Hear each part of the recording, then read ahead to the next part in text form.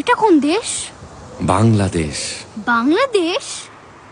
হ্যাঁ, ভবিষ্যতের বাংলাদেশ। পৃথিবীর উন্নত দেশগুলোর খুব বেশি ক্ষতি না হলেও বাংলাদেশের মতো দেশের ক্ষতি হবে অনেক অনেক বেশি। দেখো, বাংলাদেশের দক্ষিণ ভাগের অনেক অংশ চলে যাবে পানির নিচে। সেখান থেকে সরে যাবে প্রায় 3 কোটি মানুষ। কিন্তু কোথায় যাবে এত মানুষ?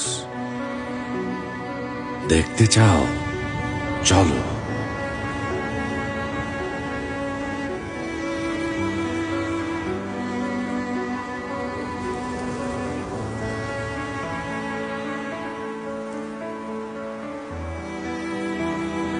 অনেক শহর আর গ্রাম পানির নিচে চলে গেছে, তাই সবাই আজ দেশের উত্তরে উঁচু জায়গায় এসে আশ্রয় নিয়েছে। যেসব মানুষের ঘর, জমি জমা, চাকরি সব গেছে, তারা এখানে এসে অসহায় জীবন যাপন করছে। সরকারি সাহায্যের ওপর তারা পুরোপুরি নির্ভরশীল।